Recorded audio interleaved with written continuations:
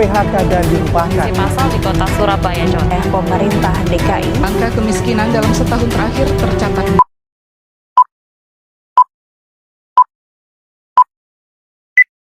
Indonesia negara yang kaya akan keragaman budaya, alam, dan potensi.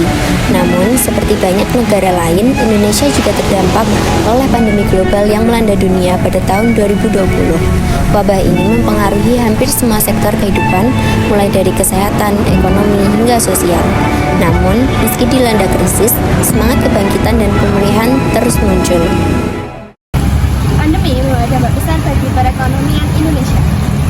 Sektor pariwisata terpuruk, penjualan menurun tajam, banyak perusahaan yang merumahkan karyawan, dan banyak masyarakat yang tidak bisa memenuhi kebutuhan dasar. Namun, di tengah kesulitan ini, Indonesia menunjukkan daya tahan yang luar biasa. Pemerintahan Indonesia melakukan berbagai langkah untuk memulihkan ekonomi. Bantuan sosial, stimulus ekonomi, serta kebijakan pembukaan kembali sektor-sektor ekonomi secara bertahap. Sektor-sektor vital seperti infrastruktur, teknologi, dan pertanian mulai kembali bangkit.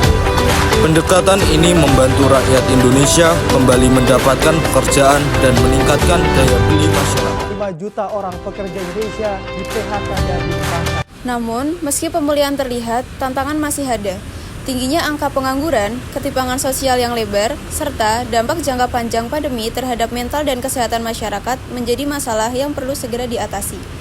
Kita harus bersama-sama menata kembali fondasi perekonomian Indonesia. Tetapi di balik tantangan tersebut terdapat harapan. Indonesia memiliki potensi besar untuk bangkit lebih kuat, terutama dengan adanya inovasi dan semangat gotong royong. Generasi muda, UMKM, serta digitalisasi ekonomi memberi banyak harapan baru.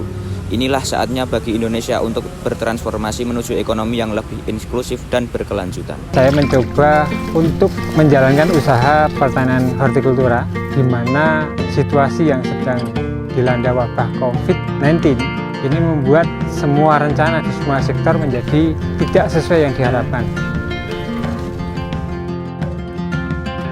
Dari hanya 4.800 meter kami mencoba untuk mengembangkan 8 komoditi tanaman, baik itu sayuran, buah, bahkan tanaman pangan seperti padi juga kita kembangkan di sini.